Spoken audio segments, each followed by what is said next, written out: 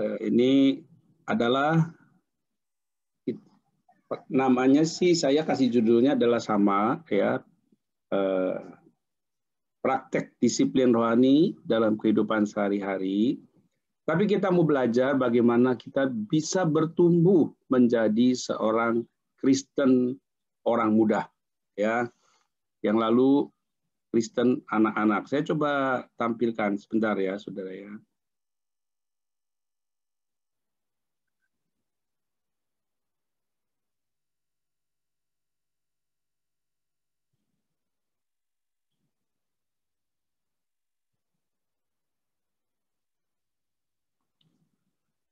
Oke. Nah, perjalanan ini saya sedikit mengulang ya, saudara. Saya sedikit mengulang supaya kita ingat yang lalu, ya. Yang lalu saya sudah sampaikan bahwa pertumbuhan kerohanian kita itu bukan linear tapi spiral. Artinya kita tuh akan mengulang. Makanya saudara ikut SPK tuh nggak cukup sekali. Kita perlu bertumbuh terus ya. Nah, pertumbuhan spiritual journey kita tuh dari Kristen anak terus ke Kristen orang muda. Kristen anak tuh apa sih makanannya? Nah, kalau di dalam spiritual kita Abalov ya SPK gitu. Itu hal yang paling mendasar. Kristen orang muda tuh kalau kita udah ke SPK pengabdi, Kristen Bapak itu udah apa namanya? Kristen SPK pemimpin ya. Kebaktian kebutuhan rohani secara ininya. Nah, saudara juga sudah tahu ya, ada hal-hal yang ini saya singkat-singkat aja karena ini udah saya sampaikan beberapa waktu yang lalu. Ayatnya juga sama ya.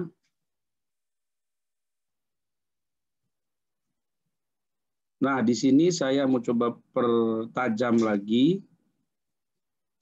Saya mau mengingatkan, aku menulis kepada kamu hai anak-anak. Nah, dalam bahasa aslinya tuh teknion ya, yang saya dapatkan ya. Sebab dosamu telah diampuni oleh karena namanya. Nah, di ayat yang ke-14, aku menulis kepada kamu hai anak-anak. Nah, saudara kalau diperhatikan, paidion. Jadi artinya walaupun dalam bahasa Indonesia sama-sama anak-anak, tapi di dalam bahasa aslinya itu berbeda. Itu artinya ada pertumbuhan, yaitu dari dosamu telah diampuni, kita harus mengenal Bapa, ginosko. Ya, ini sudah saya sampaikan. Nah, sekarang Kristen orang muda dikatakan di ayat 1 Yohanes 2:13b, aku menulis kepada kamu hai orang-orang muda karena kamu telah mengalahkan yang jahat. Lalu di ayat yang 14c, aku menulis kepada kamu hai orang-orang muda karena kamu kuat dan firman Allah diam di dalam kamu dan kamu telah mengalahkan yang jahat. Saudara, di sini pun ada peningkatan ya. Jadi nggak cukup mengalahkan yang jahat, tapi di sini bertumbuh menjadi kuat dan firman Allah diam di dalam kita.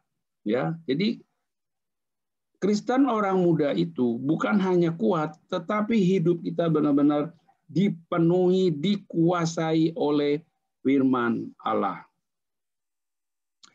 Nah, yang jadi pertanyaan, apa sih yang dimaksud yang jahat? Karena 2 kali di sini dikatakan mengalahkan yang jahat, mengalahkan yang jahat. Nah, ini yang akan saya bagikan kepada saudara pagi hari ini. Di dalam Markus 7 ayat 20 sampai 23, apa yang dimaksud dengan hal yang jahat? Yang pertama, saudara, menurut ayat ini, yang jahat itu, saudara, bukan sesuatu yang di luar sebenarnya. Bukan sesuatu kalau kita lihat mungkin orang ngerampok, membunuh, ya, mencuri, itu jahat. Ya, perbuatannya jahat. Tapi kalau dari firman ini yang saya baca, poinnya tuh apa yang ada di dalam hati kita, saudara. Seperti apa sih isi hati kita itu, saudara? Coba kita lihat. Katanya lagi, apa yang keluar dari seseorang, itulah yang menajiskannya. Sebab dari dalam, dari hati orang, timbul segala pikiran jahat. Jadi baru dalam bentuk pikiran jahat saja, itu sudah berdosa di hadapan Tuhan. Percabulan. Ya, saudara sudah paham apa yang dimaksud dengan percabulan? Percabulan bukan sebuah tindakan, tapi percabulan itu juga kalau itu di dalam pikiran kita, itu juga sudah berdosa, saudara. Apalagi sudah menjadi sebuah perbuatan, ya. Baru di dalam pikiran saja juga sudah berdosa. Pencurian. Nah, saudara, pencurian. Apa pencurian? Oh, saya nggak pernah mencuri barang orang. Oh. Saudara, kalau di Maleakhi 3 ayat 10, ketika seorang yang tidak mempersembahkan persepuluhan itu, saudara, ya, mengembalikan persepuluhan, dibilangnya apa? Dia sudah mencuri, atau dalam bahasa aslinya merampok. Ya, jadi kita kadang-kadang nggak menyadari banyak perbuatan-perbuatan kita itu yang sebenarnya itu jahat di mata Tuhan. Itu. Jadi pencurian itu bukan berarti kita mencuri barang orang lain, tapi tindakan kita ketika kita tidak mengembalikan. Alkitab yang mencatat, saudara, itu adalah perampokan. Ya, pembunuhan. Oh, apalagi pembunuhan, saya ngomelin orang aja saya nggak berani. Misalnya, tahukah saudara firman Allah berkata tentang pembunuhan di dalam 1 Yohanes 3 itu dikatakan bahwa ketika kita membenci saudara kita, kamu sudah membunuh. Itu pembunuh, disebutnya pembunuh. Ya. Bayangkan saudara, membenci saja sudah membunuh di hadapan Tuhan. Apalagi kalau kita melakukan sebuah tindakan benar-benar membunuh, jauh itu lebih berdosa lagi. Ya. Nah ini saudara, ini hal-hal yang jadi dalam hati itu hal-hal demikian, saudara, yang seringkali kita tahu, tapi saudara tetap langgar. Perzinahan, ya, perzinahan. Nah, perzinahan kalau kita sudah melakukan perzinahan, perselingkuhan, punya istri simpenan, ya, punya will 1, will 2, will 3, apalagi itu jelas salah. Tapi perzinahan menurut Yesus adalah ketika tertarik kepada seorang dan kita birahi, ya, untuk pria, itu sudah berzina. Keserakahan. Wah, ini apalagi nih keserakahan, ya. Kita tidak pernah peduli dengan orang lain, yang penting aku. Kejahatan, kelicikan, hawa nafsu, ya, iri hati. Nah, saudara coba perhatikan satu-satu ini. Hujat, ya, hujat itu kata-kata kutuk yang seringkali kita ucapkan. Orang tua kepada anak misalnya, atau juga bisa hujat itu kepada Tuhan. Kesombongan, kebebalan. Ayat selanjutnya dikatakan apa, saudara? Ayat 23, semua hal-hal jahat ini timbul dari dalam dan menajiskan orang. Timbul dari dalam.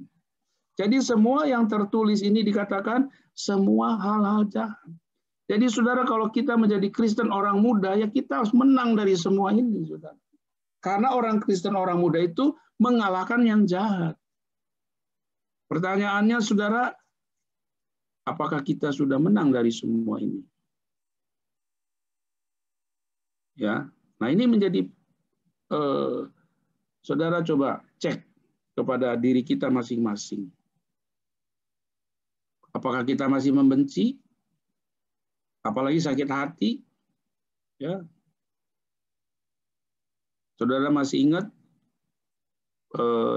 di yang pertama itu, Kristen anak-anak itu kan urusannya kan masih hal-hal yang tersinggungan lah. Nah, ini saudara contoh-contoh ya. Ini udah jahat di mata Tuhan. Nah, ini yang pertama saudara, apa yang ada di dalam hati itu yang jahat. Nah, ini di dalam Roma 7 ayat 18 sampai 21. Ini Paulus, saudara, pengakuan Rasul Paulus. Kita tahu Paulus itu luar biasa, saudara. Tetapi dia sendiri menuliskan ini. Sebab aku tahu bahwa di dalam aku, yaitu di dalam aku sebagai manusia, tidak ada sesuatu yang baik. Sebab kehendak memang ada di dalam aku, tetapi bukan hal berbuat apa yang baik. Sebab bukan apa yang aku kehendaki yang baik, yang aku perbuat, melainkan apa yang tidak aku kehendaki, yaitu yang jahat, yang aku perbuat. Jadi jika aku berbuat apa yang tidak aku kehendaki, maka bukan lagi aku yang memperbuatnya, tetapi dosa yang di dalam aku. Demikianlah aku dapati hukum ini, jika aku menghendaki berbuat apa yang baik, yang jahat itu ada padaku. Nah, saudara, coba perhatikan. Ini Rasul Paulus sendiri mengakui, saudara, di dalam kehidupannya. Seringkali dia sendiri bergumul dengan dirinya. Karena apa yang dia mau lakukan hal yang baik, justru yang jahat yang dia perbuat. Karena apa? Dosa yang di dalam aku. Nah, ini saudara, itu udah yang jahat itu sebetulnya ada di dalam diri kita, saudara. Jadi musuh terbesar yang harus kita lawan itu bukan yang ada di luar, saudara, tapi yang ada di dalam kita. Nah, di dalam 1 Timotius yang kedua nih, saudara, cinta uang, saudara. Jadi hal yang jahat itu sebetulnya cinta uang yang kedua nih. Di dalam 1 Timotius 6 ayat 10 dikatakan, karena akar segala kejahatan. Nah, saudara lihatin, akar segala kejahatan ialah cinta uang. Sebab oleh memburu uanglah beberapa orang telah menyimpang dari iman dan menyiksa dirinya dengan berbagai-bagai duka. Satu yang dicatat secara jelas di dalam Alkitab, akar segala kejahatan cinta uang. Nah, di dalam Matius 6, Yesus berkata begini, tidak mungkin kamu dapat mengabdi kepada Allah dan kepada Mammon secara bersama-sama. Pasti engkau membenci yang satu dan mengasihi yang lain. Jadi saudara, Yesus sendiri membandingkan dirinya dengan Mammon, uang. Ya. Jadi kalau kita udah cinta uang, berarti kita akan tidak benci Yesus. Kita cinta uang, pasti kita benci Yesus. Nggak mungkin kita bisa dua-duanya bersama-sama. Nah, ini firman Tuhan yang berkata, saudara. Di dalam 2 Timotius 3 ayat 1 sampai 2a dan ayat 7 apa yang tercatat. Ketahuilah pada hari-hari terakhir akan datang masa yang sukar. Manusia akan mencintai dirinya sendiri dan menjadi hamba uang. Artinya apa, saudara? Kalau kita sudah menjadi hamba uang, berarti kita hidup di dalam kejahatan. Dan orang yang hidup di dalam kejahatan tidak mungkin dia menjadi Kristen dewasa. Bahkan menjadi lawannya, saudara. Ya. Nah, coba kita renungkan, saudara. Apa sih yang disebut dengan cinta uang? Saudara, sebenarnya sederhana aja kita menilai diri kita apakah kita cinta uang. Saudara, kalau kita bicara uang, saudara gimana responnya? Kalau lagi ngomongin soal uang dengan suami istri misalnya, ya. Kalau lagi ngomongin uang tuh yang ada ribut atau sukacita. Kalau udah ngomongin uang, terus kita gampang terpancing untuk marah, sebetulnya itulah cinta uang. Dengan teman, dengan siapapun lah. Coba, saya gampang menilai seseorang, dia bertumbuh atau enggak bertumbuh. Lihat aja dalam hubungan, kalau kita sudah berhubungan dan menyangkut uang, bagaimana responnya. Kalau kita mau join, saudara, orang yang join bisnis, coba perhatikan, saudara. Saya suka memperingatkan siapapun yang kalau bertanya sama saya tentang join. Partnermu udah menang dari uang belum, saya bilang. Kalau belum menang, jangan pernah join. Pasti ribut, saya bilang. Pasti ribut. Karena orang kalau udah cinta uang segala-galanya, itu yang paling bahaya. Dia tidak akan pernah bisa cocok. Ya. Jadi ini, saudara, hal yang jahat. Jadi kita boleh jadi seorang pengkhotbah yang hebat. Saudara boleh hafal ayat Alkitab dari Kejadian sampai Wahyu. Saudara boleh mengaku menjadi orang Kristen udah puluhan tahun. Tapi kalau hidupmu masih dikuasai oleh uang, ya, kalau engkau cinta akan uang, saya mau katakan bohong semuanya. Di hadapan Tuhan. Karena Tuhan menilai dari sini, saudara. Nggak mungkin engkau cinta uang, cinta Tuhan kalau engkau masih cinta uang. Nah, kan itu ayatnya gitu. Seperti itu ya, saudara. Jadi mengukur seseorang dia Kristen dewasa atau bukan, saudara. Lihat dari yang poin pertama tadi. Dalam kehidupannya, dalam hatinya. Karena kalau cara bicara kita masih bicara hal-hal penghakiman, ceritain tentang hal-hal yang kotor, hati kita masih bicara tentang banyak hal yang sia-sia, kita masih dikuasai oleh akan cinta uang, saudara. Gak mungkin, saudara. Nggak mungkin kita berkata, Tuhan, aku mengasihimu, Tuhan. Ya, nggak mungkin.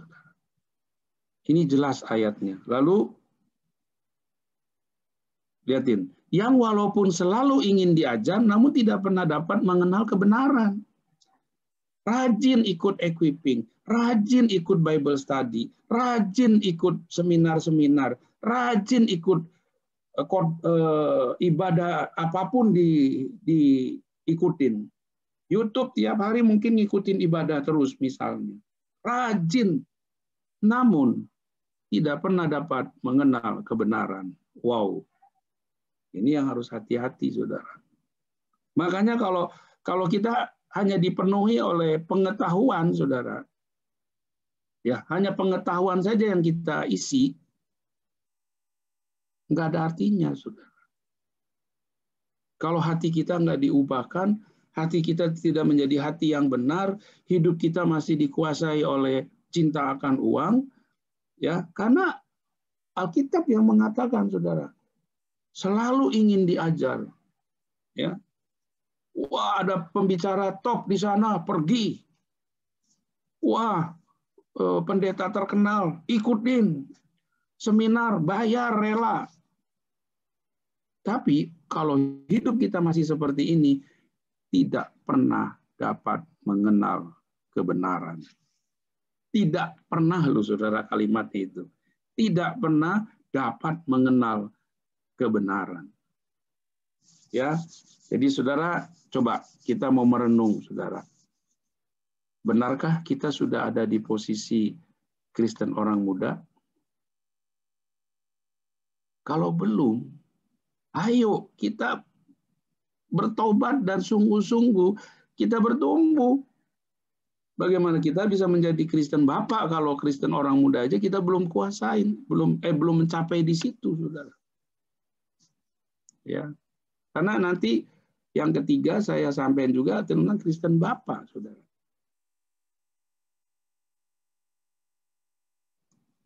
Ada pertanyaan, saudara. Nah, ini Pertanyaan ini buat kita semua ya. Manakah yang akan membuat kita tidak khawatir? Ya, hidup kita tuh merasa tenang, merasa, pokoknya kalau saya memiliki ini nih, udah deh saya tenang. Ya, hidup saya udah nggak usah khawatir lagi, pokoknya damai sejahtera. Nah, saudara pilih, memiliki Yesus atau memiliki uang? Kalau saudara merasa tenang, hidupnya merasa tidak khawatir, ketika saudara memiliki uang, itu cinta uang namanya. Kalau saudara nggak punya uang di tangan, saudara memiliki Yesus, tapi hidupmu masih khawatir, yaitu cinta uang. Itu jelas. Ini yang dimaksud Yesus, nggak mungkin kita bisa mengabdi kepada Allah dan kepada Mammon. Dengan kondisi pandemi seperti saat ini, ya saudara, mana yang membuat saudara tidak khawatir? Kalau saudara memiliki Yesus masih khawatir, artinya saudara cinta uang. Tapi kalau saudara memiliki Yesus dan saudara tidak khawatir, artinya engkau cinta Yesus. Coba kita introspeksi, saudara. Ya, saudara mungkin hari ini lagi sakit, saudara kena PHK, saudara kena potong salary saudara, usaha saudara tidak berjalan, hidupmu khawatir nggak? Saya paham kalau orang perlu uang, saya paham. Tapi saudara, kalau sampai hidup kita dikuasai oleh ketakutan, padahal kita memiliki Yesus, kita percaya Yesus, itu yang namanya cinta uang, saudara. Ya. Nah, yang terakhir, saudara. Kolose 2 ayat 6-7. Kamu telah menerima Kristus Yesus Tuhan kita. Karena itu, hendaklah hidupmu tetap di dalam Dia. Tetap itu di dalam terjemahan yang lainnya itu bersatu. Hendaklah kamu bersatu di dalam Dia. Hendaklah kamu intim di dalam Dia. Ya. Hendaklah kamu berakar di dalam Dia. Dan dibangun di atas Dia. Coba saudara, kalau kita berakar, saudara, kalau pohon yang akarnya dalam, saudara, dia akan kuat kena badai apapun. Ya, pohon kelapa itu paling kuat, kenapa? Akarnya dalam. Makanya waktu tsunami di Aceh itu, saya lihat di video itu pohon kelapa nggak tumbang, rumah apa ruko banyak tumbang. Tapi kalau pohon yang akarnya dalam nggak akan tumbang, tsunami sekalipun. Ya, dan dibangun di atas Dia, dibangun di atas Dia di atas batu karang. Kalau kita dibangun di atas batu karang Yesus Kristus,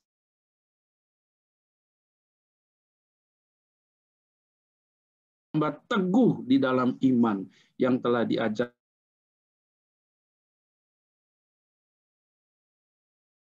melimpah dengan syukur. Baru saudara, kalau kita tetap di dalam Dia, berakar di dalam Dia, dibangun di atas Dia, bertambah teguh, baru hati kita bisa melimpah dengan syukur. Apakah kita bersyukur hari ini, hari-hari ini? Apakah kita bisa berkata terima kasih Tuhan, sungguh Engkau baik dalam kondisi pandemi yang mengerikan ini? Ada nggak ucapan syukur? Kalau kita tetap berakar, dibangun dan bertambah teguh, baru kita bisa mengucap syukur. Baik, ya saudara, jadi itu yang saya mau sampaikan. Mari saudara, kita masing-masing mau mengintrospeksi, bertanya, sudah sejauh mana sih pertumbuhan kekristenan kita?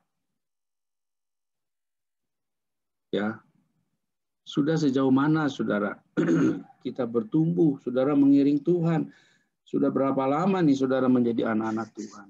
pandemi ini adalah bagian dari ujian yang Tuhan izinkan, karena ini memang Tuhan izinkan, saudara. Seluruh dunia, saudara, terjadi seluruh dunia. Artinya Tuhan izinkan. Ya. Oke, saya rasa itu aja dari saya. Kalau saudara mau bertanya, saya silakan. Saya siapkan untuk bisa menjawab. Saya serahkan kepada siapa? Silakan. Oke. Yulianto atau siapa? Terima kasih, Pak Tirto. Ya. Ya, silakan saudara, Bapak Ibu yang mau bertanya, boleh buka mic-nya atau bisa juga tulis di chat. Nah, sambil menunggu ada pertanyaan nih Pak. Berarti tingkat kekristenan itu nggak ditentukan oleh seberapa lama kita udah bertobat ya Pak? Iya. Artinya ada orang yang udah 30 tahun bertobat juga masih Kristen anak-anak gitu ya? Betul. Yesus kan bilang begini, yang terdahulu bisa menjadi terkemudian. Yang terkemudian bisa menjadi terdahulu. Jadi artinya apa itu? Ya kan? Ya. Kalau kita lama menjadi orang Kristen, tapi kita nggak mau bertumbuh, artinya nggak mau bertumbuh gini. Baca firman aja enggak, gimana kita bisa bertumbuh? Ya. Iya kan? Saat teduh enggak, baca firman enggak, apalagi kalau kita nggak hidup di dalam komunitas. Ya. Komunitas itu sudah menjadi sebuah, di Alkitab tertulis, janganlah engkau meninggalkan perhimpunan bersama-sama. Kenapa? Di dalam perhimpunan supaya kamu bisa saling, ya kan? Saling menasehati, saling menguatkan. Itu tujuannya untuk apa? Ya untuk supaya kita bertumbuh. Tapi kalau saudara independen nih, iya, tidak mungkin bisa bertumbuh. Siapa yang memproses hidup kita? Di Amsal bilang besi menajamkan besi. Terus apa namanya? Manusia menajamkan sesamanya. Jadi kalau kita nggak bisa hidup di dalam komunitas ya, independen, saudara boleh bilang 40 tahun jadi orang Kristen. Ya begitu-begitu aja gitu. Nah, terus yang selanjutnya kan tadi checklistnya lumayan banyak tuh Pak. Yang Kristen anak kan mengalahkan yang jahat. Checklist yang jahat tuh banyak banget. Jadi artinya kalau masih ada di situ yang belum beres, ya kita masih berkutat di situ ya. Berkutat di situ. Oke. Apakah artinya kalau udah Kristen Bapak itu udah menang dari semua yang jahat itu? Ya nanti tunggu waktunya. Ya, biar penasaran ya Pak ya. Itu buat nanti. Oke, silakan saudara.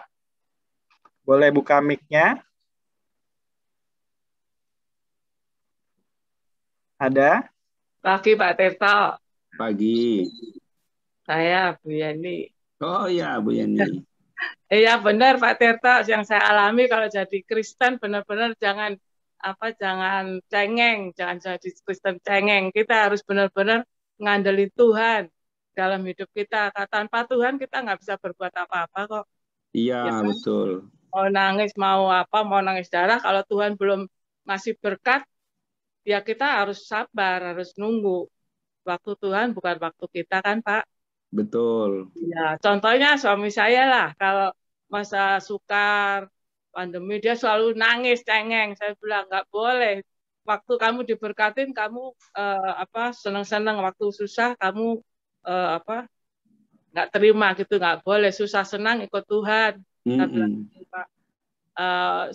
Yang belakangan ini kan dia merasa down gitu loh. Yang Pak Teta tahu kan, dia merasa pokoknya semuanya yang hilang gitu. Saya bilang, uang yang hilang semuanya tuh di kuku Tuhan tuh kecil, saya bilang itu, nggak usah dipikirin, uang besar, uang kecil sama.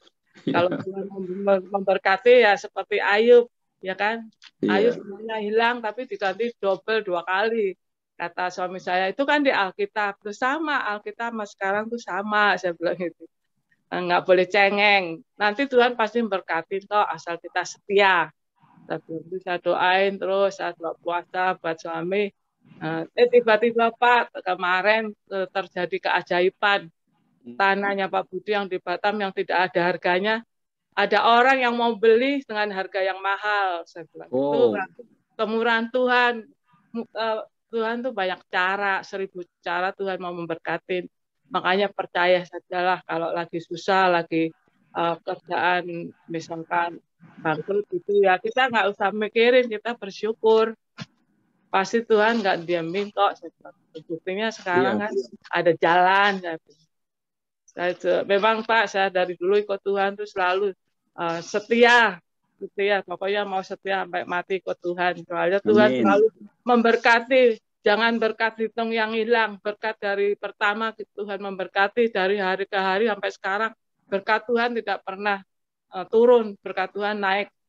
Saya bilang gitu. Kita selalu diberkati toh. Ya memang perjalanan hidup kan naik turun Pak. Iya. Iya, tapi kita harus bersandar terus, harus pegang terus sama Tuhan. Soalnya Tuhan yang punya semuanya. Nah sekarang suami saya sudah agak lega Pak, ada jalan. Jadi tanah yang di Batam yang tadinya nggak laku, nggak dihargai, sekarang ada orang yang mau pengen bikin proyek itu Pak. Saya sungguh bersyukur, berterima kasih. Tuhan memberkatin lagi sama suami saya. Iya. Makasih ya Pak Tirto buat firman-Nya pagi ini sungguh menguatkan. Iya, ya Bu Yeni. Tuhan berkati ya. Amin.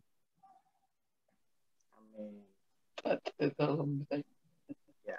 Tuhan sanggup buka jalan ya saudara ya. Laut aja bisa dibelah ya. Apalagi kalau soal berkat-berkat sih kayaknya gampang ya buat Tuhan ya Pak ya. Betul. Yang penting kan makanya itu sebetulnya cinta uang gitu ya. Cinta uang itu sebetulnya yang membuat kita nggak bisa dekat sama Tuhan. Kita nggak bisa dekat sama Tuhan. Lalu kita bilang kita mengasihi Tuhan, kan gimana coba? Iya. Makanya saya bilang pandemi ini ujian buat kita. Iya.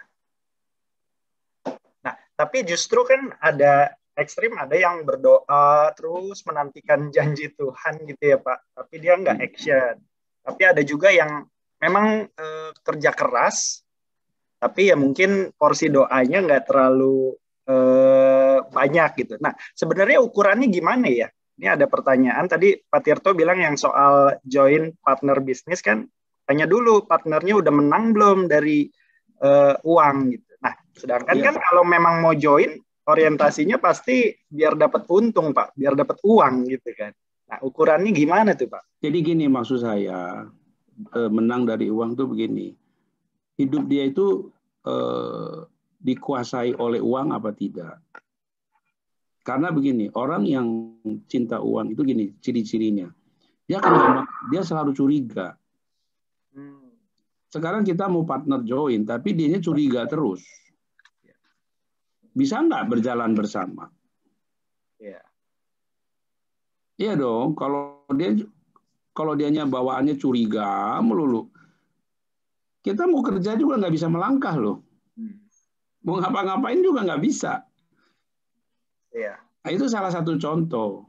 Ya, salah satu contohnya gitu. Atau saudara, dia ya selain curiga, nggak bisa percaya sama orang, ya. Terus hidupnya itu khawatir. Khawatir itu sebetulnya salah satu juga itu. Begitu ada gejolak, khawatir. Loh ya bagaimana kita mau bisa menjalankan sebuah bisnis dengan baik kalau kitanya sendiri hidupnya seperti itu. Ya, jadi buat saya ini penting karena begini, begitu ada masalah, orang cinta uang begini, begitu ada kejadian masalah dan itu rugi, pasti dia akan lepas tangan. Nanti ujung-ujungnya dia lepas tangan. Nah itu yang menjadi ribut. Saya itu sering membantu menyelesaikan. Waktu joinnya nggak tahu, waktu ributnya baru cari saya kan gitu. Makanya saya bilang kalian ini cuman tahunya lagi susah cari saya. Ya kan? Kalau lagi mau bisnisnya nggak mau ngomong dulu. Kalau ngomong kan jadi kita tahu dulu aturan mainnya kita ngomongin dulu, ya, supaya jangan ribut di belakangan kan gitu. Makanya nih, kalau saudara mau join, ya saudara mesti ngomong sama otoritas saudara, bapak rohani saudara, ceritakan. Jadi ada saksinya, perjanjian awalnya seperti apa, pembagiannya seperti apa. Jangan kalau lagi mau join, dan ntar kalau bapak rohani saya tahu nanti dia minta komisi lagi. Ya jangan begitu. Kalau susah kan saudara cari dia juga.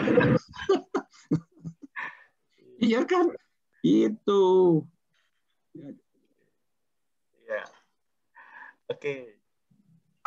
Jadi penting banget ya untuk. Nah, ada pertanyaan, apakah salah satu ukurannya kalau kita tidak cinta uang itu artinya kita rutin memberi perpuluhan gitu? Maksudnya apakah kalau nggak beri perpuluhan udah pasti cinta uang gitu, Pak? Itu kan salah satu, ya, salah satu. Kalau dengan padahal kalau kita bicara perpuluhan ya, sebenarnya 100% itu siapa punya sih? Tuhan. Memang kita yang memberi. Ya. Ya kan? Kita tuh bukan memberi loh sebenarnya loh. Ya. Kita tuh mengembalikan 10% untuk rumah Tuhan kan gitu ya. Mengembalikan 100% itu Tuhan punya. Nah, tapi kalau hal demikian aja kita hitung-hitungan, ya gimana? Contoh gini nih, contoh. Waktu kita dapat cuman dapat kerja, kalau orang kerja lah ya, gaji 3 juta, 300.000, kecil lah 300.000 ya kan? Ya. Naik nih 10 juta, 1 juta, masih oke lah. Dapat bonus nih 50 juta. Nah, waktu ngomong 5 juta, gede bener ya. Kita kan udah mulai hitung-hitungan kan. Apalagi kalau 100 juta, apalagi kalau 1M, 100 juta. Kita mikir nggak, saya mau nanya? Jujur, ayo. Belum dapat aja udah mikir ya, Pak? Nah, iya kan? Jadi sebenarnya kita harus jujur lah sama diri kita lah. Ya, kita harus jujur lah. Kita bener nggak sih? Itu dari hal sepele sebetulnya. Itu bukan kita punya padahal loh. Apalagi kalau itu kita punya. Nah, itu ukurannya paling gampang dari situ. Saya melatih diri saya ya, dulu dari zaman dulu waktu kerja, begitu saya dapat bonus, katakanlah 50 juta misalnya ya. Dapat bonus nih, waduh, 50 juta nih. Yang ada di benak saya apa yang saya tanamin? 45. Saya dapat 45. Saya nggak bilang dapat 50. Karena yang 5 itu bukan saya punya gitu. Itu cara saya tidak dipengaruhi oleh hal-hal yang demikian. Saudara dapat proyek nih misalnya ya kan. Wah, untungnya ratusan juta. Jangan dilihat untung yang itunya, 90% saudara untungnya. 10% itu saya mau kembalikan itu. Jadi itu nggak akan kita takut dan kita nggak merasa bahwa itu saya punya.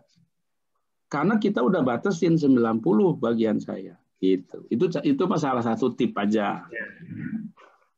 Karena kalau udah nginep kelamaan di rekening jadi pikirnya.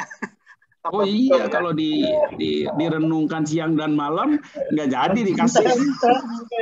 Siang dan malam direnung. Oke Pak Tirto. Ya, kenapa? Nanya kan 40-an udah, dana misi udah. Kalau yang kolektor disetorin nggak Pak kolektor yang kolektor? Oh, ya itu sih sebetulnya itu kan kolektor itu kan persembahan ya, kita memberikan persembahan. Jadi sama aja bisa juga sekalian gitu Bu. Misalnya kita mau memberi persembahan boleh aja. Iya. Itu kan persembahan ya. Kalau perpuluhan misi itu kan lebih kepada tanda kutip ya kewajiban ya. Kewajiban kalau saya bilang misi kan janji iman. Artinya kita yang sudah berjanji. Kalau perpuluhan kan memang itu bagian kita sebagai anak Tuhan. Tapi kalau persembahan itu harus dari hati kita. Kita mau mempersembahkan dari yang kita punya. Gitu. Harus ya Pak. Iya, jadi itu persembahan aja. Tulisannya persembahan apa Pak? Persembahan aja. Biasa ya Pak. Iya. Kan selama pandemi nggak ngikut, jadi nggak ada ibadah ya. Iya. Iya, banyak juga orang yang lupa, yang karena nggak datang ke ibadah. Itu harus dikumpulin ya Pak, terus diserahin semua ya Pak, jadi satu ya. Iya. Kumpulin dulu dah. Iya, makasih ya Pak. Iya, iya. Terima kasih. Pak Tirto, Fungling. Ya. Gimana, Ling? Mau tanya nih, ya. Jadi suka menemui kalau di pelayanan udah punya jabatan, ya kan? Jadi kan istilahnya mesti kelihatan oke lah ya di bawah anak yang kita ada tanggung jawab. Tapi ternyata di rumah tangga kita nggak sesuai dengan ini nih Pak. Nggak sesuai dengan yang diomongin gitu ya? Iya, gitu Pak. Jadi suka ditemui kayak gitu. Nah itu gimana ya Pak ya?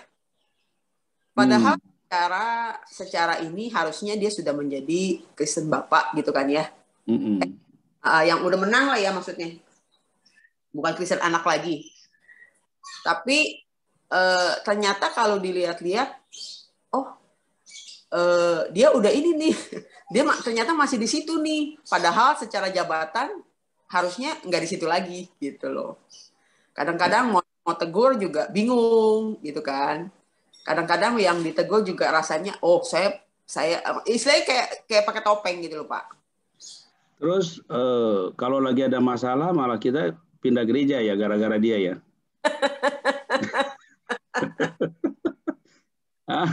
Gitu enggak? Kalau kita udah tahu nih Pak ya, kita udah tahu. Terus kita ajakin nih misalkan, ayo kita gini deh, yuk kita bikin kompak yuk, gitu kan. Kita terbuka nih.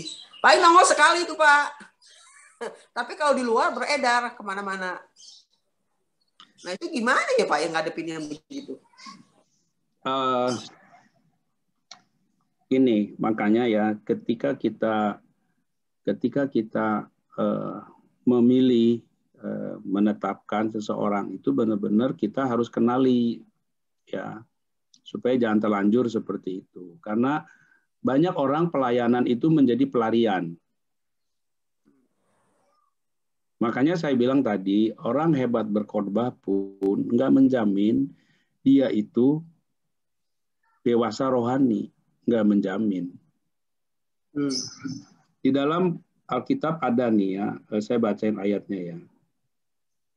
Saya coba tampilin, mudah-mudahan bisa nih ya, sebentar.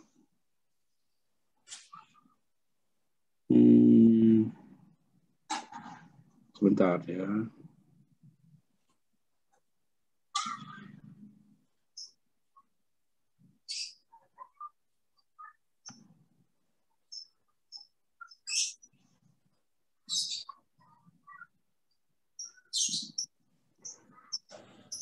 Ini Yesus sendiri yang ngomong ya, untuk orang-orang yang demikian.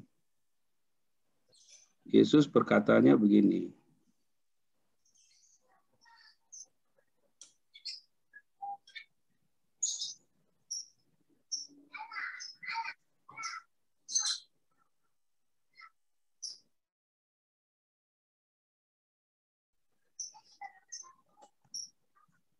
Oke. Di Matius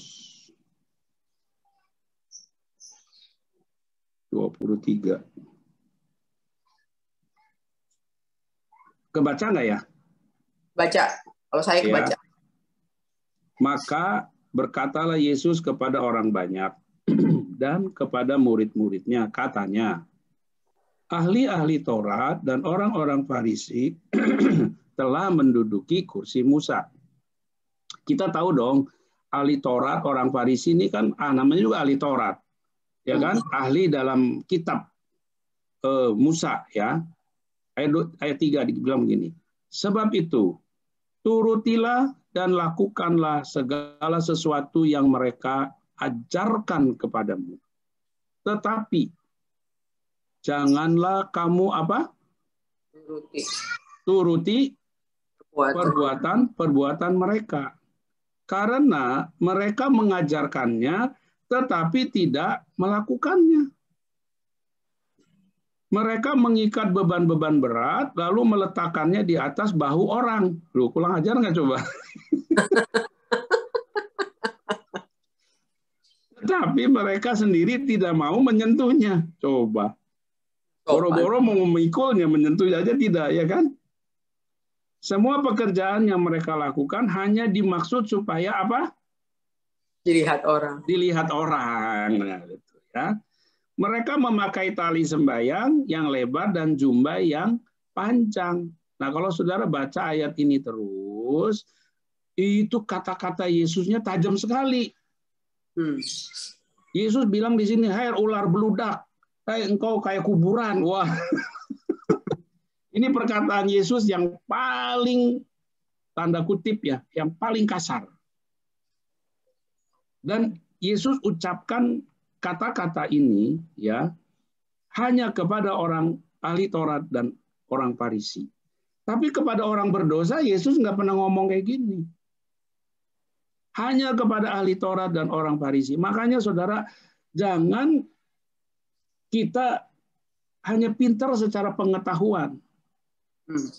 Kalau kita hanya pintar secara pengetahuan, ini yang Yesus berkata di dalam Matius 7 ayat 20 ya, Matius 7. Kita lihat nih ya, Matius 7 ayat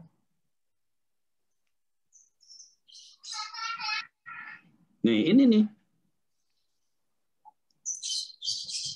Pada waktu itu aku akan berterus terang kepada mereka dan berkata, "Aku tidak pernah mengenal kamu. Enyahlah daripadaku, kamu sekalian pembuat kejahatan." Nah, lihatin loh. Banget ya. Siapa orang-orang ini? Ya nabi palsu ini. Ini kan bicara tentang nabi palsu. Nabi palsu itu siapa? Yaitu orang yang ngajarinnya. Kalau ini masih benar yang tadi ajarannya, Yesus bilang kalau ajarannya benar dilakukan. Apalagi kalau ajarannya nggak benar, Tuhan nggak kenal loh, nggak dikenal Tuhan loh. Karena dia bilang di sini memang pada hari terakhir, ya kan? Dia bilang apa nih? Bukankah kami bernubuat demi namamu, mengusir setan demi namamu, dan mengadakan banyak mujizat demi namamu juga. Jadi kita jangan terpengaruh dengan hal demikian. Makanya kita harus tahu orang itu hidupnya seperti apa. Harus mengenali. Kalau kita hanya melihat fisiknya dia, tampilannya saja, orangnya keren, khotbahnya bagus, tapi hidup di luarnya kacau. Saudara, apa yang mau kita pelajari dari orang kayak gitu-gitu? Makanya tadi di dalam Matius 23 itu, ya kan, jangan ikuti perbuatannya. Nih, saudara, kalau baca di ayat selanjutnya, lihatin. Celakakah kamu, hai pemimpin-pemimpin buta, yang berkata bersumpah demi bait suci, sumpah itu tidak sah, tetapi, ya kan, hai kamu orang-orang bodoh dan orang-orang buta. Lihatin, kata-kata Yesus tuh kasar sekali di sini, tapi hanya kepada orang Farisi dan ahli Taurat saja. Gitu. Ya. Artinya kita terus harus evaluasi diri terus ya Pak ya. Oh iya. Kita harus terus, makanya itu yang disebut dengan kita harus bertumbuh. Ya kan? Dari anak-anak ya harus bertumbuh dong. Dari bayi bertumbuh dong. Jadi anak-anak bertumbuh menjadi orang muda dong. Yes. Kenapa sih kita harus punya teman kompak? Supaya kita dibentuk. Kalau enggak, kita nggak akan pernah bisa bertumbuh hidup kita. Ya, gitu ya. Ya, makasih Pak. Ini ada pertanyaan Pak di chat. Seringkali kondisinya mungkin kadar kerohanian kita seperti naik turun. Maksudnya saya seringkali mendapatkan kadang kita bisa jatuh dalam cinta uang, percabulan, iri hati, kesombongan, dan lain-lain. Bagaimana kita menghadapi kondisi seperti ini, Pak? Ya kita mau terbuka. Makanya kita perlu keterbukaan. Keterbukaan dengan teman kompak kita. Ya kan? Kita akuin kalau kita jatuh dalam dosa yang, waduh ini kok saya yang ini, kita akuin. Terus belajar untuk kita menang. Memang tidak langsung tiba-tiba menang. Ini kan butuh waktu untuk bertumbuh kan. Namanya juga yang tadi itu loh, makanya kenapa disebut spiral. Jadi saudara kalau saudara coba deh ciri-ciri orang sombong rohani gini, orang lama nih. Yuk kita ikut SPK lagi. SPK dari zaman dulu gua mah udah. Nah, itu orang sombong tuh. Zaman dulu gua udah pembina 20 kali. Keren bener kayaknya pembina 20 kali gitu ya. Tapi masih jatuh bangun di dalam hal ini. Itu namanya belum bertumbuh. Bukan ukurannya menjadi pembina 20 kali, 30 kali. Kita menang nggak dengan diri kita dan dengan cinta akan uang. Karena ayatnya bilang akar segala kejahatan cinta uang kok.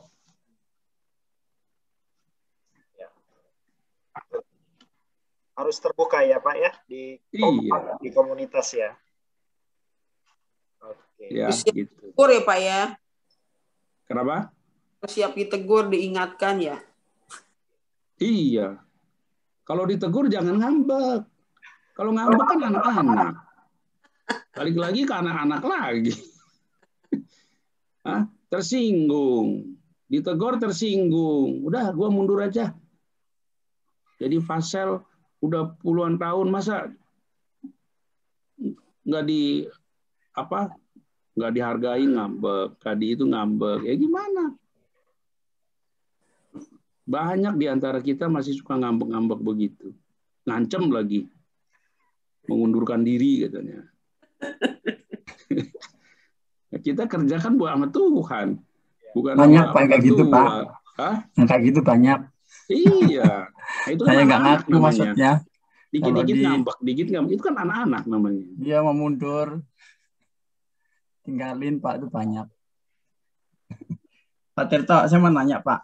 Iya. Itu kan tadi ya banyak kalau kita baca di tadi yang Bapak sampaikan 1 Yohanes 2:14 itu kan bicara ke Kristen orang muda ya. Di situ kan dikatakan kalau Kristen orang muda tuh harusnya bisa mengalahkan yang jahat karena apa? Karena kamu kuat dan firman Allah diam dalam kamu dan kamu telah mengalahkan yang jahat. Sebetulnya kuncinya kita harus kuat di dalam firman supaya kita bisa mengalahkan yang jahat ya Pak. Nah, tadi di awal kan Bapak bilang kan belakangan banyak bicara tentang cinta akan uang, segala kejahatan, tapi ada hal yang mungkin nggak kelihatan ya Pak, kejahatan di hati ya Pak ya, tadi di awal yang poin pertama tadi ya, yang timbul dari dalam hati itu loh Pak, mungkin ada penghakiman, ada penilaian, ada yang kita nggak sadar gitu ya Pak. Iya. Nah makanya mungkin saya nggak tanya, cuman saya meneguhkan aja kalau kita sebetulnya kita ini belum menjadi Kristen yang anak muda, kebanyakan masih kanak-kanak kalau kita evaluasi seperti ini gitu ya. Kalau kita baca ini kan artinya dari list-list yang ada tadi sebetulnya masih Kristen, bukan orang muda, masih anak-anak. Makanya Yesus bilang menuju pintu yang sempit itu perlu berdesak-desakan. Iya. Karena kan kalau penghakiman kan nggak ketahuan kan, orang kan nggak tahu dalam hati, gitu ya. Itu kan nggak nyata. Kalau cinta uang kan mungkin kelihatan gitu ya, kelihatan banget ya, ketol gimana sampai segala cara dihalalkan ya. Tapi yang harus bertumbuh kan sebetulnya dari hal yang esensi banget juga, bagaimana kita punya hati yang benar ya Pak ya. Iya. Jadi memang ya aku tadi diingetin sih bagaimana kita memang firman itu begitu penting, mengenal firman. Jadi harus kuat di situ kalau kita mau menang dari mengalahkan yang jahat ya, karena itu yang penting sih, esensi banget sih. Ya. Ya, pagi Pak Tirto, aku mau tanya. Pagi Bu Ani. Pak. Ya. Iya. Tadi Bapak sampaikan Kristen orang muda itu mengalahkan yang jahat ya. Tadi waktu Bapak bilang mengatakan yang jahat, aku langsung pikir itu yang jahat itu yang dari luar semua gitu. Kan apa iblis dikit-dikit kan, semua iblis gitu kan. Terus apa disakitin orang lain nggak membalas gitu. Nah terus aku juga ada kejadian gini Pak. Aku beberapa kali gitu kan pinjemin barang ke teman komsel gitu. Terus ujung-ujungnya barangnya itu dijual gitu kan. Terus aku pikir ya aku sudah maksudnya hatinya udah nggak seperti yang tadi Bapak urain gitu kan. Berarti udah inilah udah apa kayak udah nggak anak-anak gitu kan. Ternyata pas diurain gini kok banyak banget gitu ya ternyata ya. Terus kayak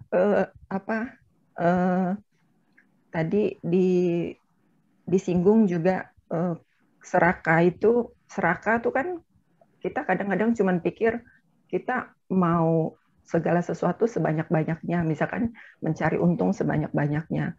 Tetapi di sini dibilang serakah, nggak peduli sama orang lain, itu juga serakah gitu kan. Nah terus tadi aku diingetin juga nih Pak, yang di Yakobus 4 ayat 17 itu kan, yang kalau kita tahu berbuat baik, kita tahu kita bisa berbuat baik, dan kita tetapi kita tidak melakukannya, itu udah dosa gitu. Jadi iya maksudnya, aduh kok jadi banyak saya dapatnya gitu kan. Yang saya ngerasa, udah saya kayaknya udah anak nih, udah rohani. Tadi pas diurahin, waduh ini kok masih ada, ini masih ada gitu. Jadi iya sih benar-benar belajar lagi gitu kan. Nah ini juga, cuman waktu Pak Tirto tadi nggak jelasin gitu kan, benar-benar aku cuman pikir, oh yang jahat ya, oh berarti udah mengalahkan semua yang dari luar nih, yang dari luar. Ternyata yang dari dalam gitu. Jadi bersyukur banget, terima kasih Pak gitu kan, sangat menolong gitu kan. Sama firman-firmannya juga aku diteguhkan gitu kan. Sampai Rasul Paulus bilang gitu kan, mesti dalam diri kita tidak ada sesuatu yang baik. Artinya kita benar-benar mesti sadar gitu kan, tanpa kita kuat di dalam firman, tanpa Roh Kudus, tanpa terikat sama Tuhan, bergantung, itu kayaknya nggak mampu deh untuk mengalahkan yang tadi Bapak jelasin gitu, banyak banget gitu. Iya, ya betul Bu. Kalau di Alkitab itu selalu bicara, lebih banyak berbicara tuh hal yang di dalam. Ya, di Amsal dikatakan bahwa seorang yang menguasai diri itu seperti seorang pahlawan. Jadi orang pahlawan bukan orang yang bisa hebat dalam menang perang, tapi lebih orang yang bisa menguasai dirinya. Jadi ayat-ayat firman Tuhan tuh di dalam, yaitu contohnya tadi Paulus saja kan bilang, aku mau melakukan yang baik, tapi yang jahat yang keluar kan gitu. Yang jahat yang aku lakukan gitu.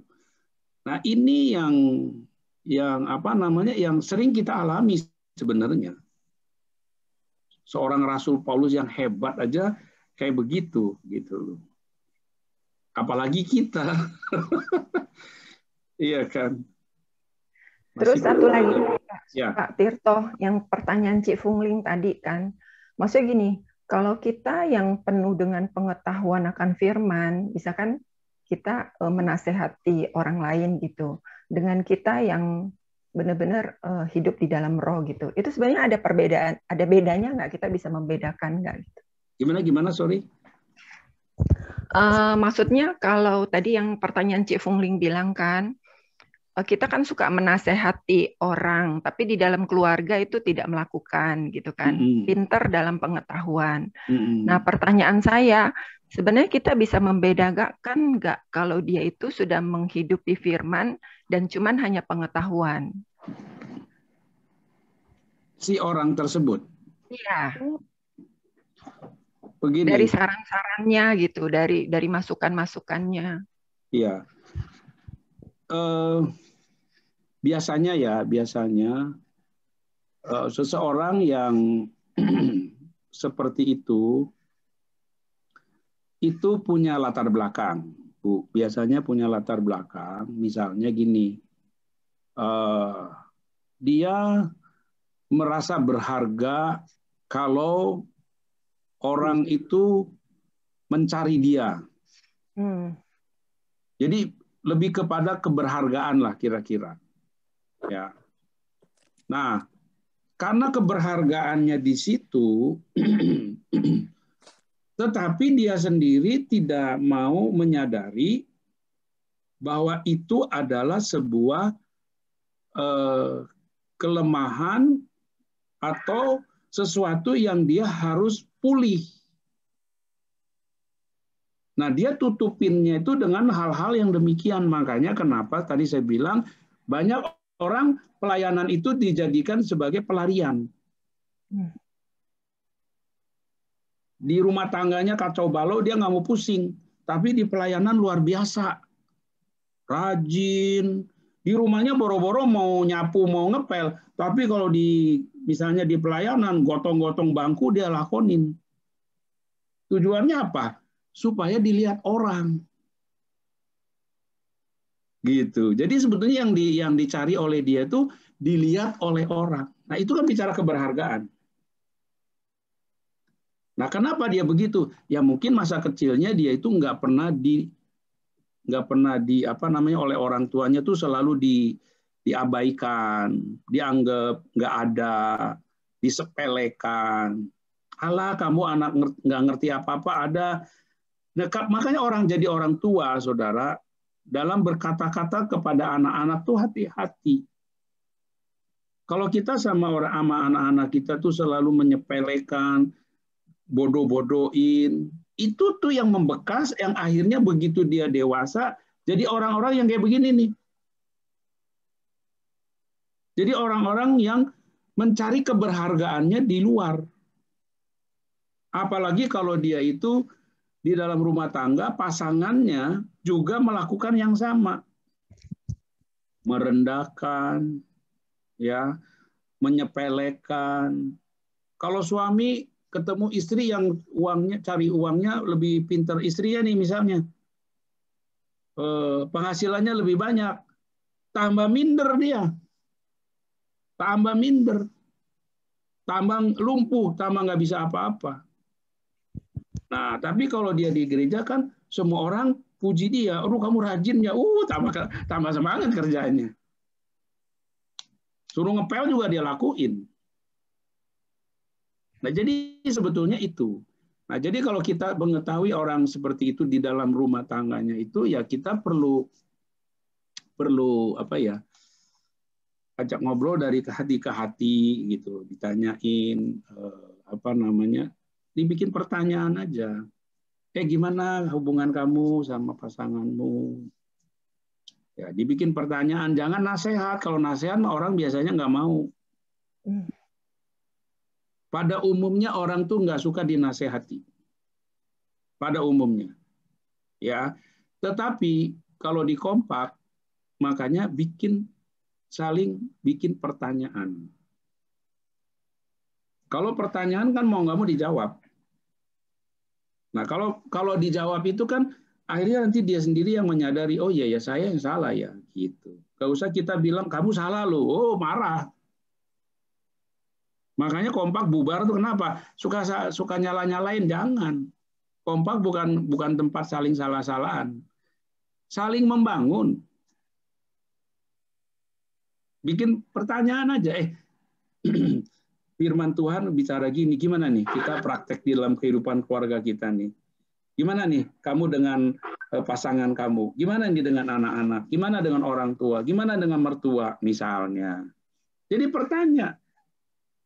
Kalau bertanya kita yang jawab, kita yang akan, oh iya ya, saya kalau sama mertua tuh kayaknya heran deh, nggak pernah bisa akur deh. Nah, kan ketahuan dari situ.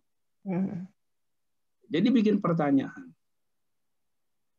Nah, nanti kita bertumbuh tuh. Saudara, saya itu, aduh, kalau saya melihat masa lalu, masa waktu muda lah ya, aduh, saya tuh jelek sekali, saudara. Karakter saya tuh jeleknya minta ampun. Mudah tersinggung, yang namanya kepahitan, dendam. Wah, udah ada semua di situ saya.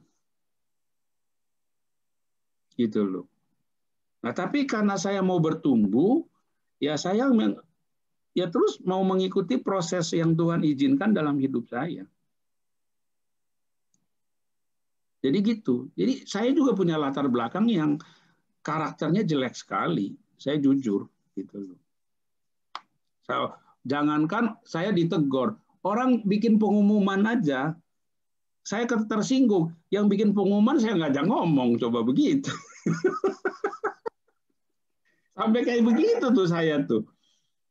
Lagi briefing gitu ya, lagi briefing. Ini lagi cerita belum merit ya, lagi briefing. Briefingnya itu kok nyindir saya gitu loh.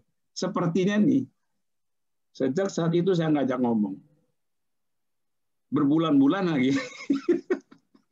Lo kayak gitu jeleknya saya itu.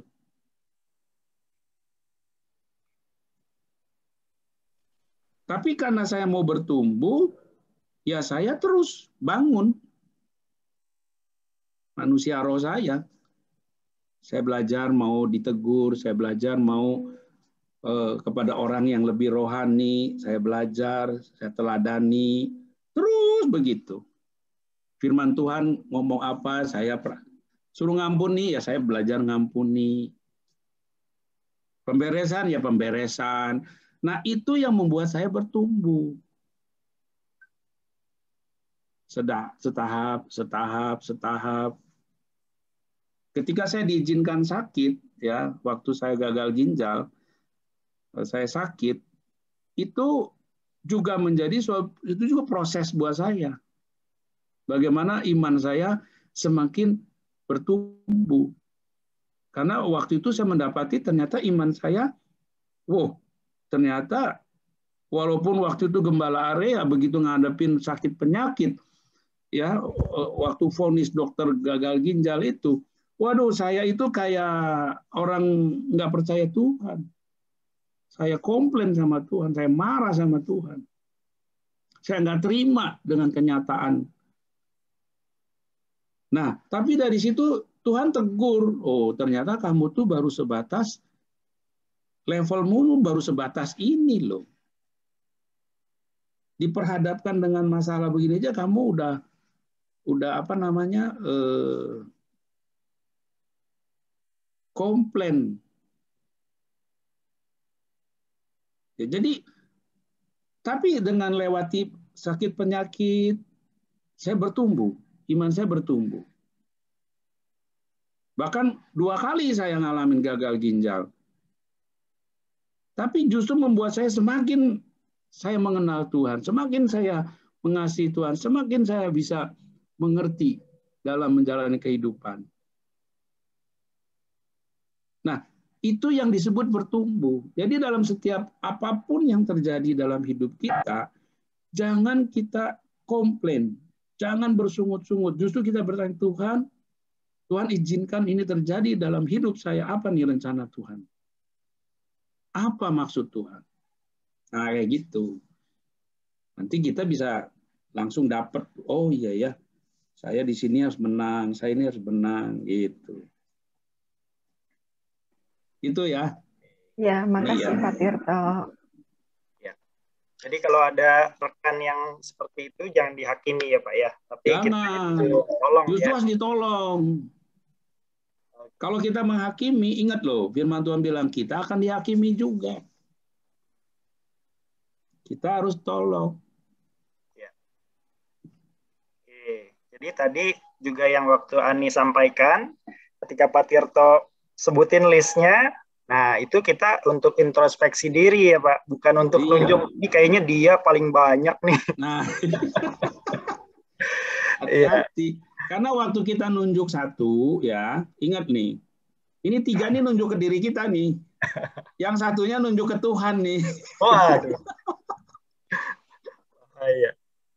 Oke, ini ada satu pertanyaan lagi nih, Pak. Shalom Pak Tirto, berarti apakah dengan kata lain yang membedakan Kristen anak-anak dan Kristen Bapak adalah seberapa jauh dan seberapa benar pengenalan kita akan Tuhan dan memiliki sikap hati yang benar sesuai kebenaran firman Tuhan yang biasanya dapat kita lihat melalui buah-buah dari kehidupan seseorang termasuk diri kita sendiri. Thanks Pak Tirto. Betul banget itu. Kayaknya udah banyak penasaran nih Pak tentang Kristen Bapak nih. Lanjutkan minggu depan, Pak. Minggu depan ya, Pak. Ya, jadi betul itu bagus banget tuh tadi itu ininya statementnya ya. Jadi pengenalan akan Allah itu yang apa namanya, yang akan membuat kita itu semakin bertumbuh. Makanya Kristen Bapak itu apa? Ayatnya apa? Kristen Bapak. Ingat nggak tuh? Di 1 Yohanes 2 itu. Kan ayatnya jelas tuh. Dia mengenal, Pak. Mengenal Bapa dari mulanya. Mengenal dia, iya. Ya, jadi makanya benar sekali ya yang ditulis di ini ya oleh Clement ya. Bagus, ini benar tepat. Pengenalan kita akan Tuhan memiliki sikap hati yang benar. Karena sumbernya kan di hati. Sesuai kebenaran firman. Jadi buah. Nah, saudara, hati yang benar, ingat loh, hati yang benar akan mengeluarkan buah yang benar. Makanya Yesus bilang di Matius 7, tidak mungkin pohon yang baik mengeluarkan buah yang tidak baik. Dan sebaliknya pohon yang tidak baik tidak mungkin menghasilkan buah yang baik. Coba kalau hati kita masih kacau kayak begitu, apakah bisa kita menghasilkan yang baik? Enggak bisa. Buah itu enggak perlu dipaksain sebabnya. Tapi kalau kita berpura-pura baik, bisa enggak? Bisa. Tapi itu namanya apa? Munafik ya. Munafik. Munafik gitu. Munafik. Berarti yang perlu digarisbawahi pengenalannya ya, Pak ya. Pengenalan. Ya. Nah, nanti di kelanjutannya ini nanti saya tentang pengenalan itu. Saya masih siapin. lagi disiapin. Pak Pir. Ya. Pak. Gimana, Beb? Ini mengenai perpuluhan. Jadi ya. ada satu anak area pernah nanya sama saya. Ci, kalau perpuluhan itu kan penghasilan kita nih, kita terima. Penghasilan itu gaji bulanan, penghasilan bisnis, termasuk kayak misalkan kayak resepsi pernikahan contohnya. Nah kalau kedukaan siapanya meninggal dapat berkat kayak gitu, itu termasuk perpuluhan nggak Pak? Pertanyaannya. Pepau ya. Ya.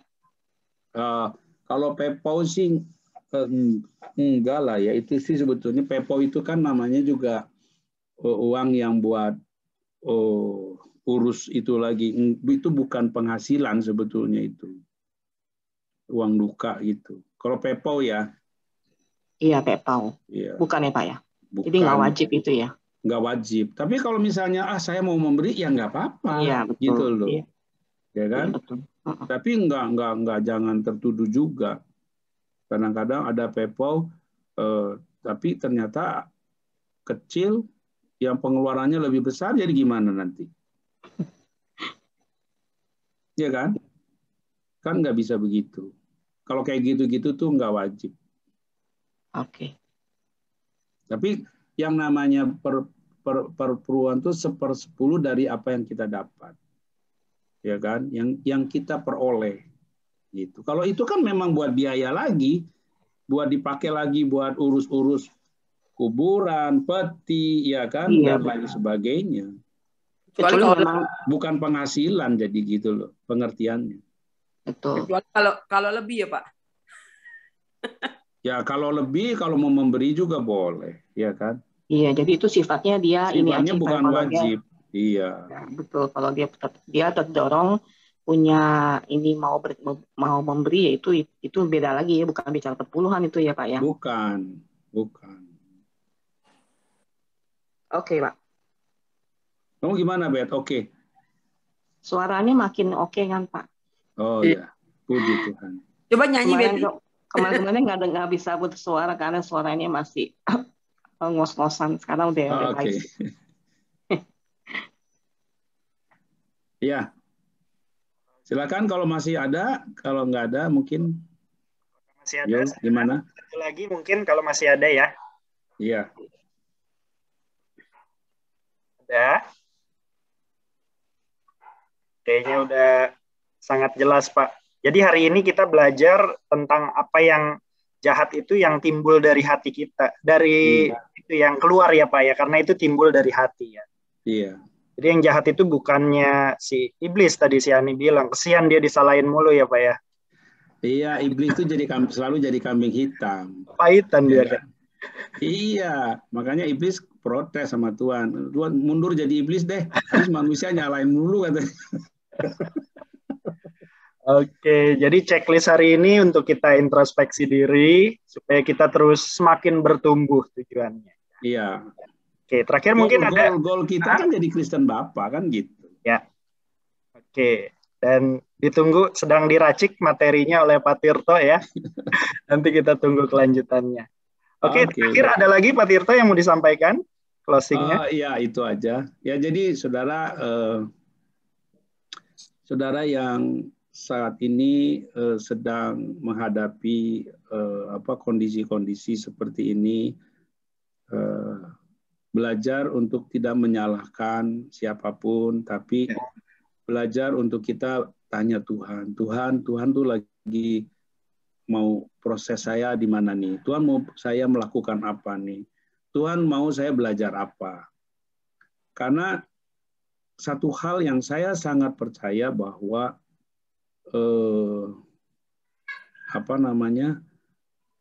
dalam kehidupan tuh nggak ada yang kebetulan. Ya, semua itu ada dalam kedaulatan Tuhan. Jadi kalau kita ngalami sakit, kita ngalamin apapun, coba deh cek. Ya, sebenarnya Tuhan tuh lagi bicara apa sih sama saya? Gitu. Nah, kalau kita bisa introspeksi seperti itu, saudara nanti saudara dapat hikmat dari Tuhan. Saudara dapat pengertian.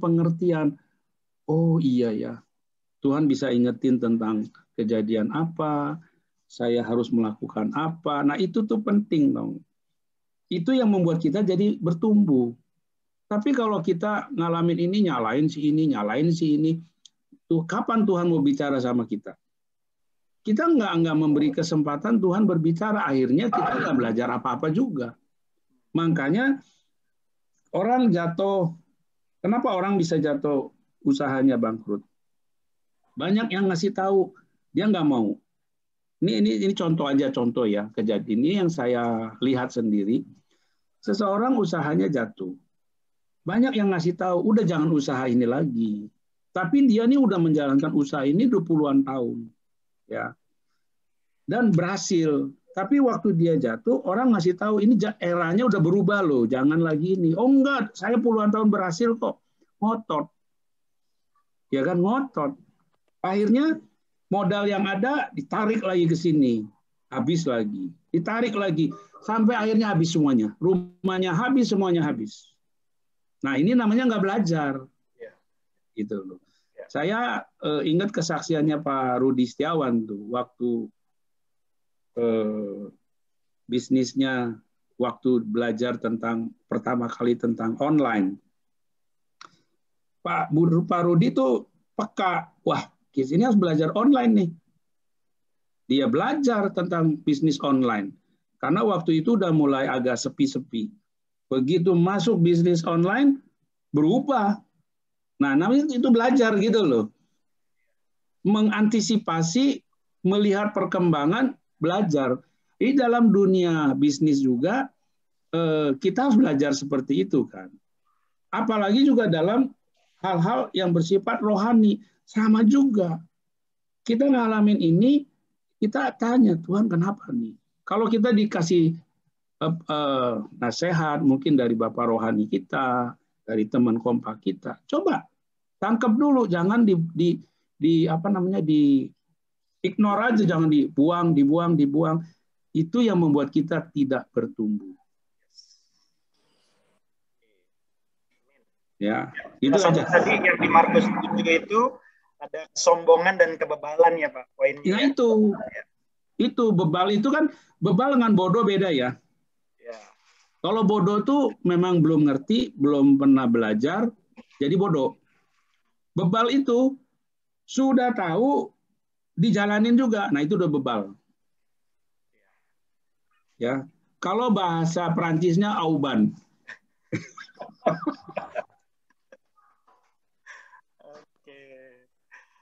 Iya, thank you banget Pak Tirto buat pagi ini, buat pengajaran pencerahannya, buat nasihat-nasihatnya, ya. Sehat terus Pak. Sehat terus, puji Tuhan. Semakin memperbesar nih kapasitasnya, luar biasa. Oke, terima kasih Pak Tirto. Oke, Tuhan berkati semuanya. Tuhan memberkati Pak Tirto. Ya.